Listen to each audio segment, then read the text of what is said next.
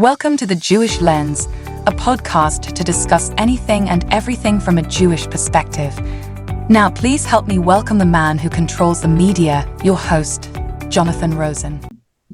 Hello, and welcome to another edition of The Jewish Lens. I'm Jonathan Rosen, and today I am thrilled to welcome someone who's a published neurodivergent scientist whose work has appeared in many journals. She's also the author of the new book, Rewriting the Rules, which is out now from Millbrook Press. And most importantly, she's someone I consider a friend. Please help me welcome Danna Zeiger. Danna, thanks so much for joining me today. Hey, thank you so much for having me, Jonathan. Such a pleasure. We have a lot to cover, but I like to start by going back with people, so I want to start by going back with you. So first, where did you grow up, and what was your family life like, in particular with regard to Judaism? It's an interesting question.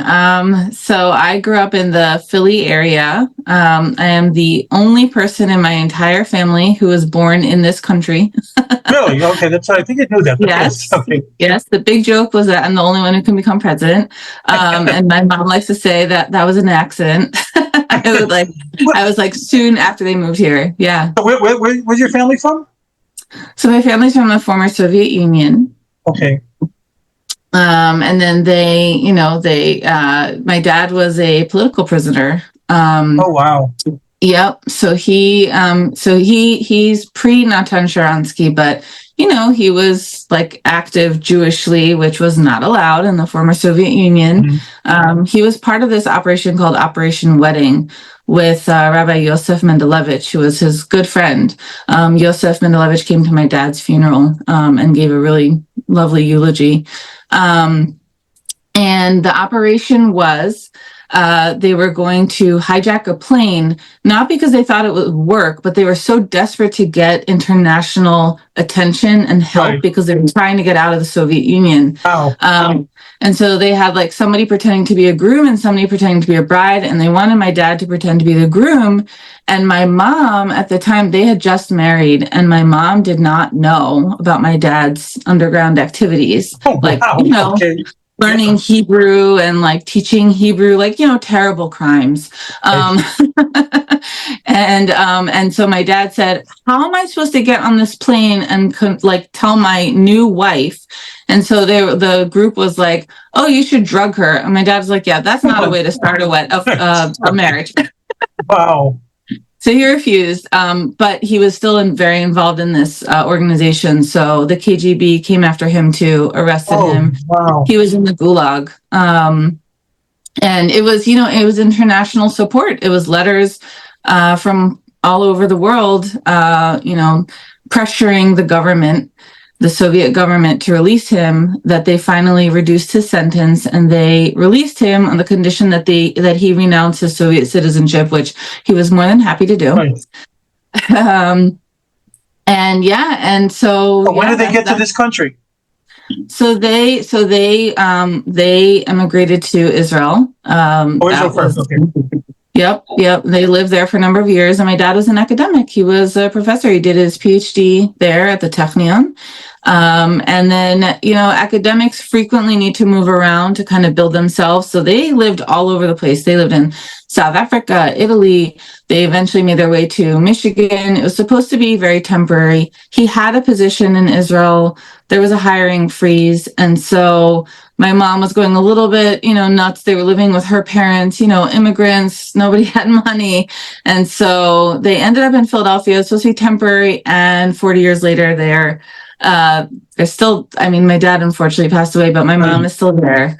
So Philly area, I was born there, but my first language was not English. I was surrounded by Russian. Well, before we get that, I want to continue on this, but there's your book. There's your next book about your dad being in the Gulag. And this whole operation. That's something to write about right there. I have written about it. I have a historical fiction novel in verse that I would love to see out there in the world. Oh my God! Has he talked about? Did he talk about with you? His experiences there. He absolutely did. And I interviewed him several times, like once for my high school newspaper. In college, I had him come and speak to the Hillel, to a group of students. And it was very interesting on his deathbed in the hospital. You know, he was so sharp. He knew many languages. He knew 7 languages, and he was speaking to my mom in one language and to me in another language and to the hospital staff in another language, and like no problem, with utter fluency while his organs were failing. And but some parts of him were getting a little bit, frustrated, understandably. So he was like, suddenly I was trying to think of like, oh my gosh, what else can I ask him? What else can I talk to him about? How can I keep him talking? So I started talking to him about this time. And he suddenly said to me, oh, why haven't you talked to me more about this? Why haven't you asked me? And I was like, I remember I did, remember this time. Like, yeah. So, but yeah, he thought it was important to talk about. He was very active himself on like Russian news outlets. He would like go on Russian news. Like you can find lots of YouTubes of him with, he loved to be very controversial. Oh, I'm going to have to take a look at this. Okay, wow. Yeah. Yeah. So growing up, I mean, were you religious growing up, Orthodox or anything? No, so it's interesting because I like to say that we always had a Jewish soul. My mom came from a very religious family on her side. So even in the Soviet Union, my mom and her mom, they would make matzah for Pesach. Only a little bit, only how much they could. But, they would go to synagogue, they would fast on Yom Kippur. My mom had a chuppah and a ketubah secretly, but that was like a really big deal. So one of the things actually that is also in my book is that when the KGB came after my dad, my mom knew that she was going to be next. They were going to come after her, and she didn't know things, but they had Jewish things. So she and her dad had to sit and burn her ketubah. Oh, wow. Yeah. And the beautiful thing is that when I got married, the rabbi marrying us wrote a new ketubah for my parents. Oh, how nice. Yeah. There's something, I mean, terrible. It's almost fitting that they made matzah for Passover in the Soviet Union, just like, the thought, we have to do this quick, let's get this quick and, get that we can't do the whole big, long process because we might get caught. Yeah. No, there was a lot of secrecy and it was a very manipulative world, and it's hard really to fathom for us. It's hard to understand, but I see the echoes, I see the relics of that world. But yeah, it was remarkable, and she was able to cling to that Judaism with her mom, and my grandmother knew like a lot for a girl, because they only had girls in her family, and the dad was very learned, so she learned from her dad more than her sisters, and she lit Shabbat candles, she fasted, but. And also, like, they kept sort of kosher in that, like, they wouldn't eat meat and dairy together, but they certainly didn't have separate dishes, that. So growing up, I was kind of in this very Jewish, soulful house. And my parents wanted to do more, but they didn't know a lot of things. They had, Jewish crowd, Israeli crowd, Russian crowd of friends socially. And we did Friday night, like we would do Kiddush and stuff. But it wasn't until my, a little bit older, like probably around like 10, my dad became a little bit more observant. My brother became more observant when he went to college, and he's 11 years older than me. So my brother first decided, I think that it was first, like I was a kid, so I think he first kind of became more religious, and so then we had to make a kosher kitchen for him. And my sister also became more observant when she went to college, and my dad started to gravitate a little bit more. He wanted to learn more, so he was a very learned man. He like studied the Talmud every day, the Gemara, he knew Aramaic, he knew like a lot of ancient languages, and he would go with me to the modern Orthodox synagogue, which was 3 miles away. So we walked 3 miles and 3 miles, but wow. But we didn't. But like, it's funny because we didn't keep Shabbat at home. We didn't and it was very foreign to my mom. Were you in a Jewish area? Now it's like a much more Jewish area. It was a Jewish area. It was. There was it was. I mean, it totally was a Jewish area of Philadelphia, but it was more conservative. There was a conservative synagogue really, really close. It definitely was a Jewish area. It wasn't a very observant area. So, it's not like you would see Jewish people walking around on Shabbat, and yeah, for my mom, it was foreign. My dad wanted to move closer to the modern Orthodox synagogue, and my mom was like, "Hey, this is weird for me. Like, I didn't grow up with this. No, thank you." But as a kid, I remember bouncing around houses for play dates. I remember, I have vivid memories. We went for Sukkot, and the sukkah. And I mean, I had never seen a sukkah before. And there was this little kids table with the adult table. And I was like, wow, a place for us. It just felt so inviting. I have very beautiful, nostalgic memories. And I think somewhere in there was a seed that wow, I kind of want this one day. Yeah. Were you involved in organizations as a youth, Jewish organizations? So I actually went to a Jewish day school. I'm the only one. My older siblings went to public school. My parents couldn't afford to send them to Jewish day school. In South Africa, my siblings went. And in South Africa, the community there had this mentality of pay whatever you can, just go. Right. And when they came here, unfortunately, the school did not have that mentality and was not able to give my parents a financial aid. So my siblings went to public school, but my dad, it was very important to him. And by the time, I was, again, 10 and 11 years younger, and he was like, right. He worked multiple jobs so that I could go to the Jewish school. Wow, that's unbelievably fascinating. I want to switch gears a little bit here. So let's start talking about books. So were you a big reader as a kid? Oh, huge. Total bookworm, walking around with the book in front of my face all the time. What were some of your favorites then? Because we had the South African influence, we had Enid Blyton in our house, and I loved Enid Blyton. She's not well known here, but she was a prolific. I don't think I've ever read anything by her. Yeah. You gotta. She's amazing. She's a prolific British author. Very whimsical fantasy. One is about, this giant tree they climb, and every level there's a different magical world. Another is a chair that sprouts wings that flies the kids to different lands.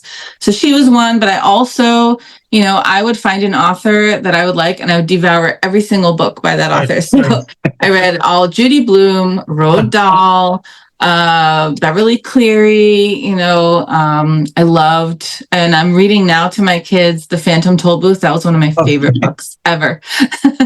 I think it was the same. I mean, I was always with a book in my hand. I went through all the Hardy Boys books, the Narnia, the Choose Your Own Adventure, just went through all of those, one after another. Yeah. It's the way to be. And I love my daughter is that way too now. It makes me so happy. So how about writing? Did you like writing as a kid, or did you ever believe that you had a talent for it? It's interesting. I have always loved writing. Always. I wrote poems as a kid. I don't know what possessed me to, but it was like my way to just express myself. I wrote poems in multiple languages, and I still have this carousel tin and I would stuff the poems in. And so if you open it, it explodes like confetti.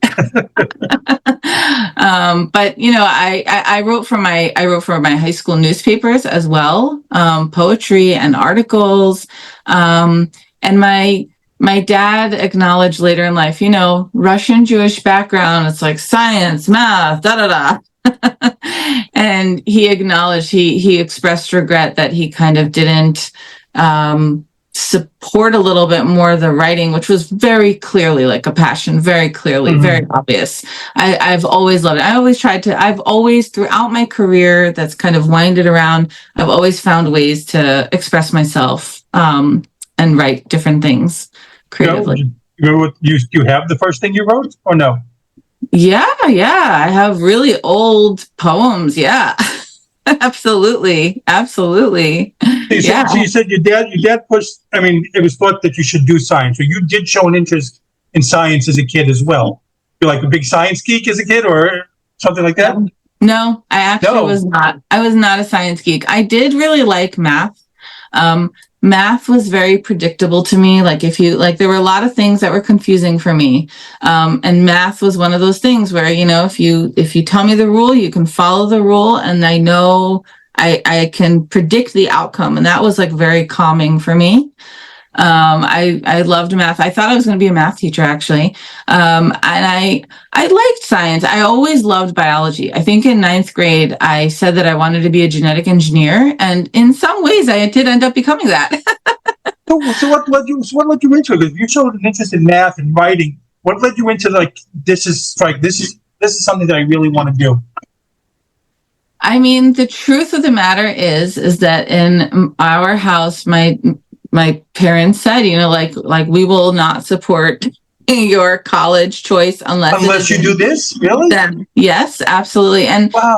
but that's really only half of it, because the truth is that I did really find my place in that world. Like, was I a science geek? I really wasn't. I was a bookworm. I loved words, and I loved art as well, and I did love math. But, I started learning about the brain, especially in college. College was when it really took off. I started learning about the brain, and I was fascinated. And so I majored undergrad in neuroscience, and I loved it. I thought it was super cool. And the idea that, what... You didn't go into college, was that? You just changed while you were there? I did, yeah. I started as a math major, actually. As a math major, and I took tons of math classes. I ended up with a math minor because I had so many math classes. Right. Yeah, no, I switched to neuroscience. I loved it. I love the idea that we can think about what biologically controls our behaviors or not, how much influence is there, and also how our experiences shape our physiology, I think is super interesting. So what was your first job out of college then? So out of college, right after college, I worked at Penn as a research technician, so lab tech. Cool. Yeah, it was really fun. I learned a lot, and the PI, the guy heading the lab, wonderful, like a mensch, really a good guy. Yeah, it was a fruit fly lab, and they were studying axon guidance, so part of the brain cell in fruit flies, and basically what's guiding the trajectory of that brain cell growth. It was very interesting. You had to handle a lot of fruit flies there? Tons of fruit flies. I would sit with like a box of vials of fruit flies, and every week or couple weeks, you have to flip the fruit flies into a new vial to give them more food. So I'd be sitting there and I would, flip that. But I learned a lot of genetics also. Right. And like they were so, like, most labs are like this. They're not hierarchical at all. They're very collaborative. They treated me like so well. They wanted me to learn. They taught me so, like, I presented at the group meeting, just like the grad students. It was a great environment. So you eventually became a biology professor and program director at Fisher College. So how did that come about, and what kind of things do you have to do as a program director? Yeah.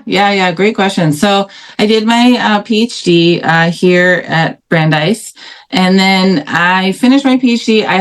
On the day that I defended my dissertation, I had a 2-year-old. And I wanted to think about, I was thinking for a long time, like, what am I going to do? So many different things interested in me, but I was also a mom. And I was most excited about science education. I wanted to teach. I wanted to interact with students. And so I took a year to I opened my own consulting firm, and I tried many different things.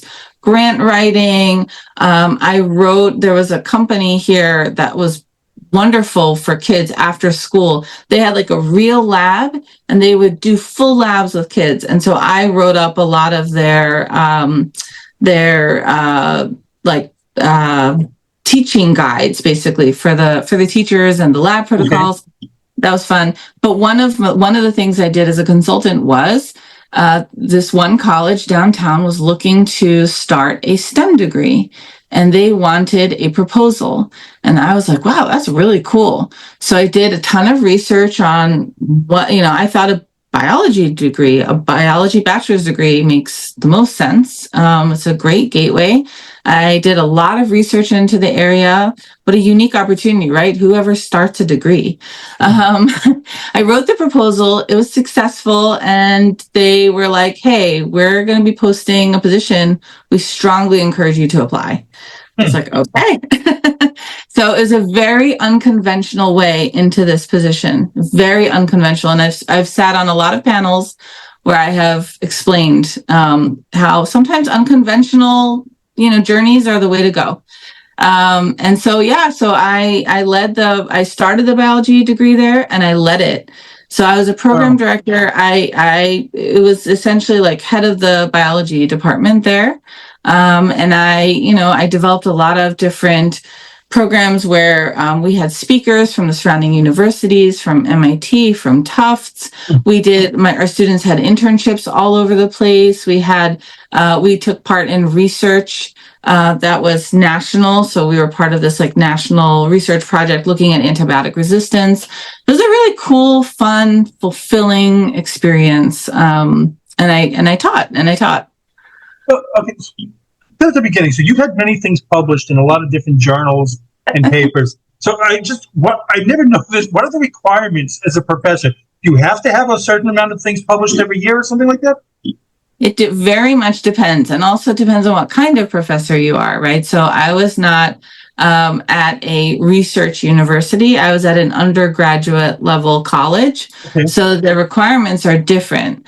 A lot of times when you are at a research university, you absolutely have to produce papers, a certain number of papers per year. They want to see productivity, and that actually matters more than the other stuff. I mean, grants also, like how much grant money do you bring in with your research? Grant money is tied to how many papers you produce. But for me, at an undergraduate institution, they think more about what are you producing for the undergraduates, what opportunities, how well, and especially for me, for my program, how well is my program doing? So every year I would have to evaluate my program. I would come to the committee, we would talk about it. And, my students had to be doing well. They had to be securing internships, graduating and going on to graduate school and jobs, but also like research opportunities for my students as undergraduates. Sure, that was definitely part of it. But, the expectation to have papers is much lower for undergraduates. It's much harder. But you really had to oversee like each student to see how they were doing like all the time. Yes. Wow. Yes, so, absolutely.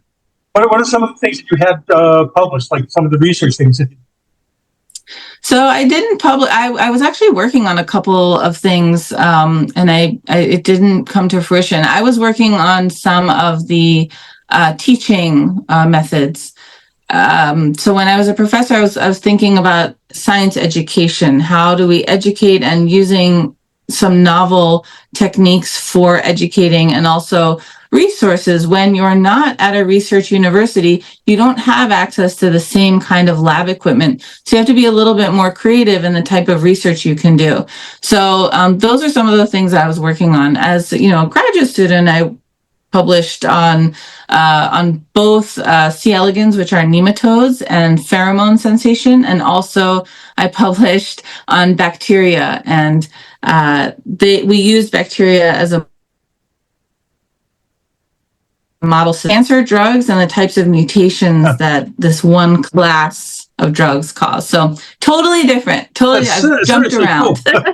But okay, so how does it work? Is it when you want to get something published? Is it like querying, like you do as an author? You have to submit and see if they're interested. Is it something different? Does the college help arrange anything at all?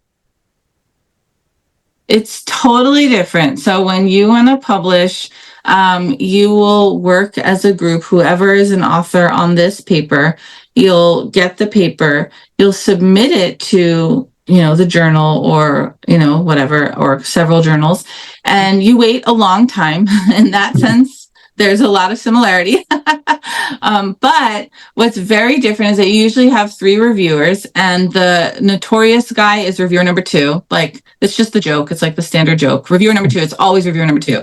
And, they'll like be in it, like reviewer number 1 and number 3 might love it. And then reviewer number 2 might be like, actually, and, they might ask for a ton of like totally unreasonable experiments that will take you 10 years and $5 million. But, and you probably won't be able to do everything, but you try to do some of it. You try to, what is different, I think, about than the querying process. And I joke a lot, but it's like not really a joke, that publishing is in some ways harder than science, than getting a paper publication. Yeah, than an NIH grant, because they give you feedback. They tell you, like, here are the things that are missing, and they're very unreasonable, and it's an exhaustive list, but at least there's something. Whereas in publishing, you're like, did you have a bad day? Are you sick? Is this manuscript garbage? I don't know. No, I believe you. I totally believe it. So on your bio, it says that your expertise has been featured in the New York Times. So yes. What was that? Did they seek you out for something? How did you become featured? No. So we were graduate students, my husband and I, in Cambridge.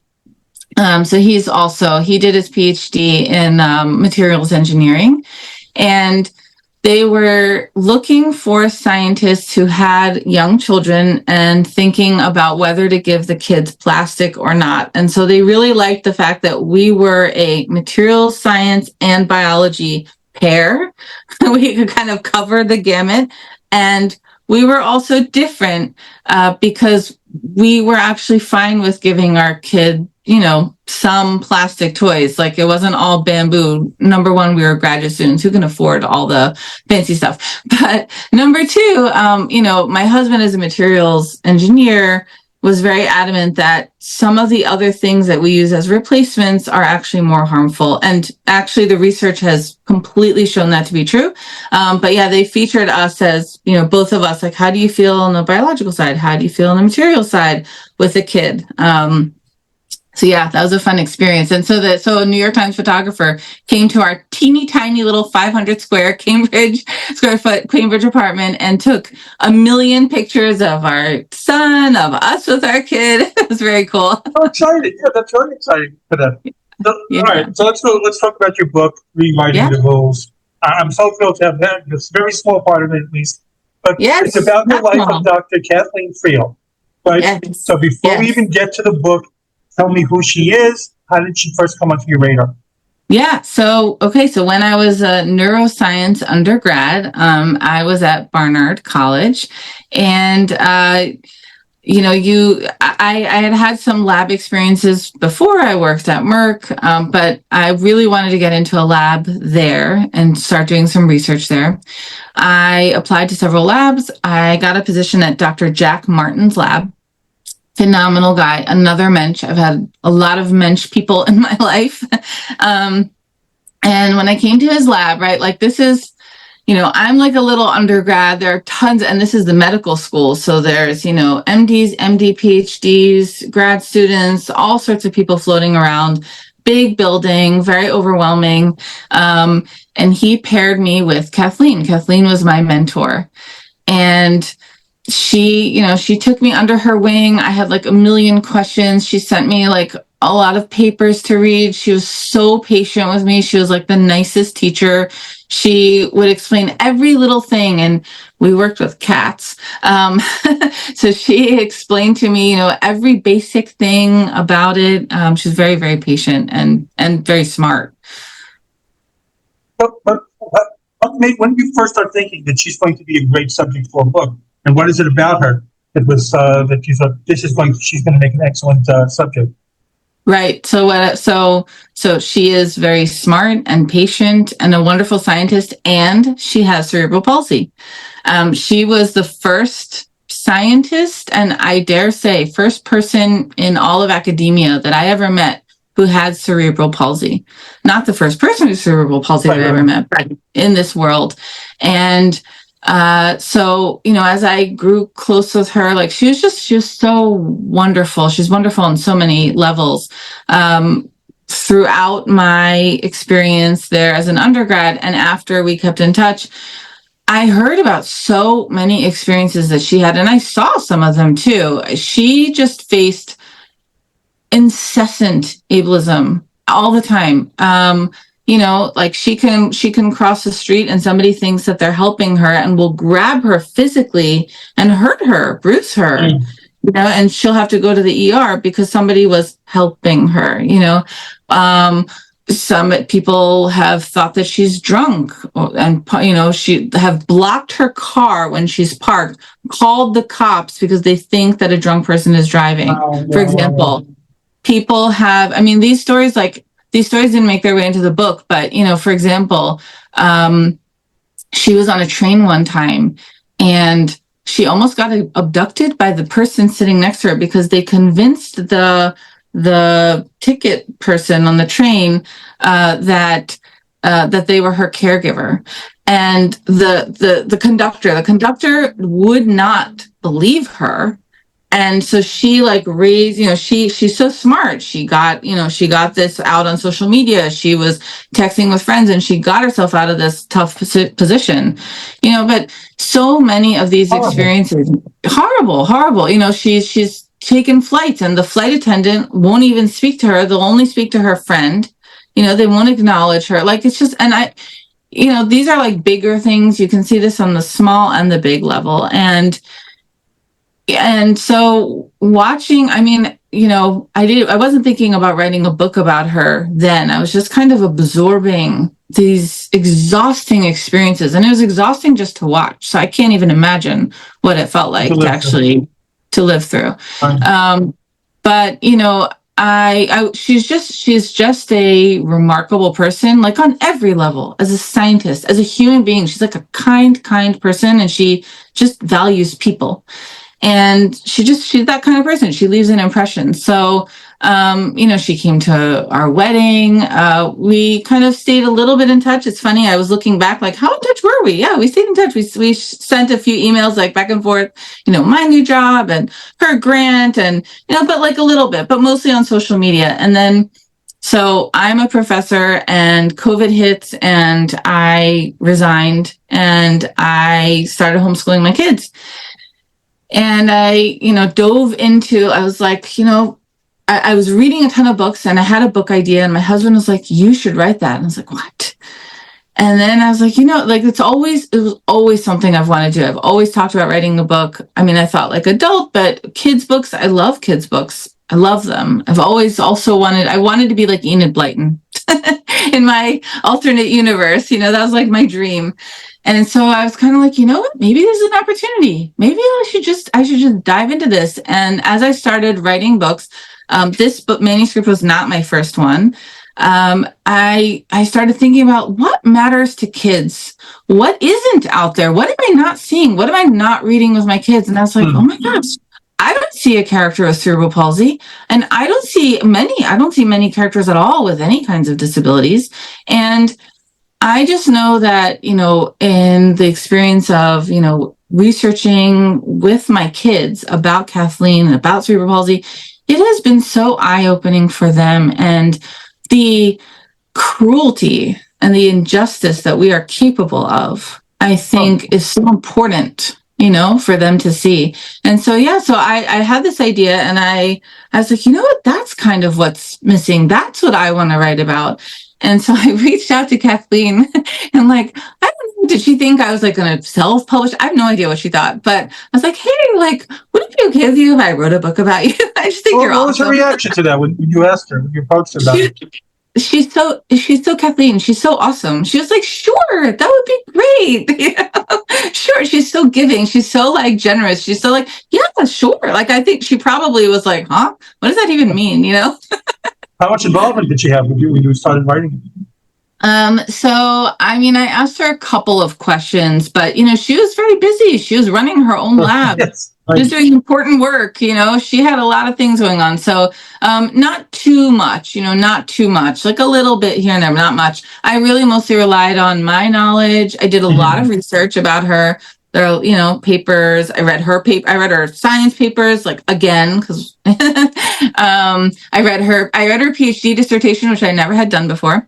I read interviews with her. And also, like, the truth is, I scoured her social media because she posts a lot of stuff, there too. And I didn't show her. So I was advised, like, don't, if you're writing about somebody who is alive, like, don't show them any drafts, whatever, because it's very different to have lived the experience versus trying to figure out how to distill it into a story. And right, like, the ideas might not match up. And also mostly because we all know that the editing process is an important process. And truly, it made my book 5 million times stronger, 100%. It was a whole team of people working on this book. And so, like, I would have shown her, the best that I could do, but not the best that it would be. So when Carol acquired the book, I asked Carol, like, hey, can I share this with Kathleen? She's like, okay, share it with Kathleen, but tell her not to share it with anybody else. And she did. And so I told Kathleen, she was so excited, but she didn't tell anybody, even her parents. And so then she was very involved through the whole illustration process. The team was asking all sorts of questions like, hey, what does it mean that the doctor who always smiled but never wore socks? So what kind of shoes did he wear? And I was like, I don't know what kind of shoes he wore. Kathleen, what kind of shoes did he wear? And so she was like, I don't know. I was little, Mom and Dad, but they were like, why are you asking me these? Who cares about the shoes? Right. That's exactly. Yeah. So she helped a ton. How happy has she been with the result? I think she's been really happy. Thankfully, that was a big, that was something that was very scary for a while. I was very, very anxious about it. And, if you watch, like, This Is Us, they play, like, the worst case scenario game, like, how bad can it be? What's the worst case? And in this case, the worst case was very bad. So when, we had, like, a digital copy, Kathleen was in the area visiting her parents. They live on the Cape. And so I invited them, like, hey, come over for lunch. Would love to see you. So she came, her parents came. We projected the digital arc onto the TV screen and I read it to them. And nice. That was, like, the most incredible experience. I will remember that for my life. And my kids were there and my husband was there. And, they immediately were like, oh my God, like, they looked at the cover and they're like, oh my God, that's Kathleen, like the illustrator, Josie. I'm so sorry. She's French. Jose. I don't know if I'm pronouncing it correctly. I'm so sorry if you're listening. I love you. You're wonderful. She did a phenomenal job.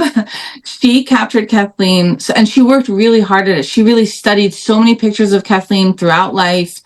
And she captured her. And as I read the book, there were tears, there were laughter, there was a lot of laughter, like all the different memories, and Kathleen was clapping a lot, and it was incredible. It was incredible. Do you have a lot to say during the publishing process at all, or no? Yeah, I didn't know what to expect, and I certainly didn't expect it, but they were so wonderful. Kara and Lila worked together. So Carol's the acquiring editor, and then Lila. Carol's very nice, yes. Yeah, very nice, very nice. And Lila too. Lila is now the editor at Carbon. She's wonderful, wonderful. Oh, okay.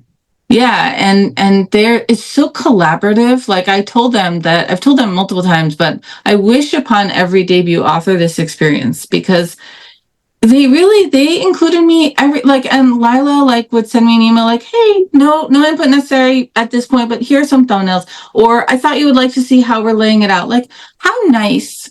And I had input about Illustrator. They gave me a list of illustrators, and that's really nice. Okay. So nice. I joke, but not even joke. It's like my first time having a book published. All excited too, and I felt included because they gave me, what do you see for the cover? What do you see in your mind for the cover? And I said, oh, this is so great. And I gave them exactly how I saw it. Oh, we love it. And there was nothing like it whatsoever.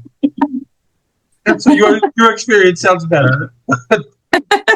Yeah, no, and I think part of it was also like there were a lot of technical details to, get right. And I was able to help with that. But Yeah, they were very, very open-minded. And also like the illustrator, Jose, however you pronounce her name, she really, like I said in the manuscript that I would love a dandelion motif, because it's a symbol of perseverance.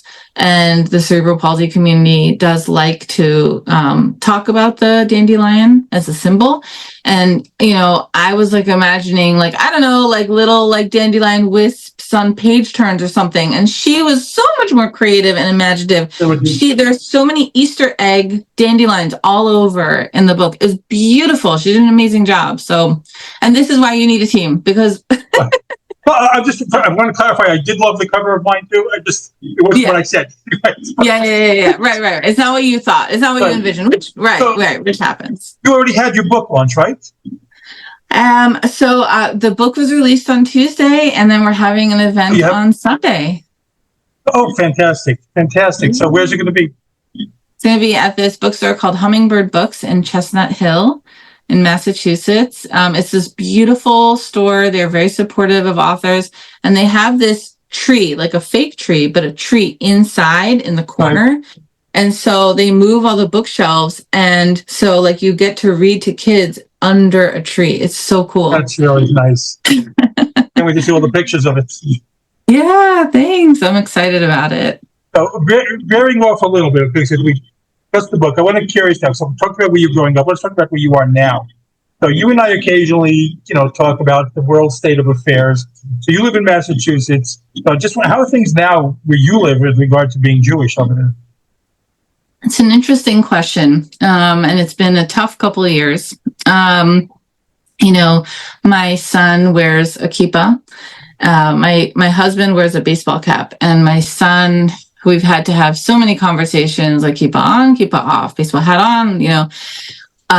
Like I said, I don't cover my hair, and I wear pants. But I have friends who do cover their hair and don't wear pants, and they're visibly Jewish, and their kids are visibly Jewish, and they have been, screamed at, curses, just like in our town and in neighboring towns. It's terrible. It's terrible. So what's it like? This year, my oldest is going back he's in a Jewish school, and there's the police every single day. Every single day at pick up and drop off, the policeman is there, and we are so grateful. And, we go to synagogue, and there are so many security protocols, and my parents always warned me about this. And like, I'm kind of like feeling like we are really past the warning stages. It's a little scary. It used to be nothing. Then slowly, like, okay, there was security, but from the synagogue congregation, just somebody standing outside watching. Okay. Then we escalated to like, okay, they're getting some arms training. Okay. Now, we have police patrolling. We have security at all times, like armed security, and we have the synagogue building is locked. This was like a really stark difference, because it used to be that, after the morning service, you could like linger, you could hang out as a place where you could come and go. The kids, the teens would wander, come and go. No longer. The morning service ends, and you have to leave the building, and it's locked. And it's locked between services, and it is horrifying. It's horrifying. And like, we are in like, our area is like 30% Jewish. Mm-hmm. And it's, but we've had incidents, a number of months ago on a Jewish holiday. So like, we don't carry phones, we don't use electronics. So as a Jewish holiday, we were observing a couple of teen kids who are peers of my son, his age. They were just walking the neighborhood with their kippot, and they started being chased by a white van who started screaming at them, cursing, and chasing, like literally chasing them. And they got scared, obviously. So they ran to the first house they could, went inside, called 911, went to their parents. But it was a very scary time. And for a number of weeks, they couldn't find who this guy was. They eventually caught him, and, I think he was sentenced. But, he was vandalizing all sorts of places at the JCC and all sorts of places. He was a scary person, but I don't know. I don't know what to tell you. It's a terrible world. It's, Yeah, it's just awful. I see it, and I don't see it so much here. I haven't. I look at it's incomprehensible to me that I'm from New York originally, and the things I see coming out of New York are awful. And that's the Jewish place in the United States, really. Thinking about it, and I feel so much safer being a Jew in Florida than I do in New York. Yes, It's yes. terrible.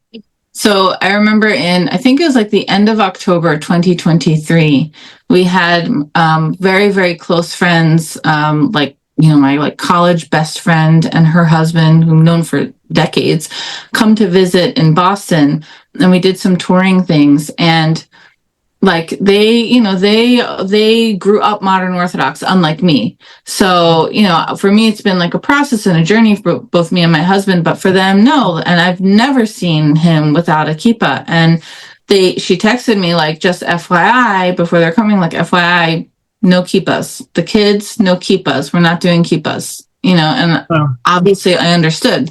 Right. But it's horrible. That's and terrible. They live in New York. So let's go back to you. So what are you working on next? Do you have the book out now? Are you already working on something? You got something going?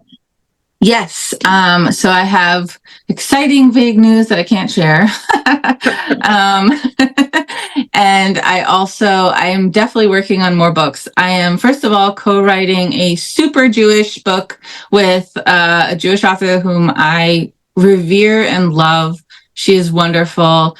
And it's so funny, which is so needed. Like, it is a joy to write this book. And it's vaguely about, science and religion. And that's a really wonderful experience. Are you able to share the name of the author, or not yet? I'm happy to share the author, Sarah Dare Littman.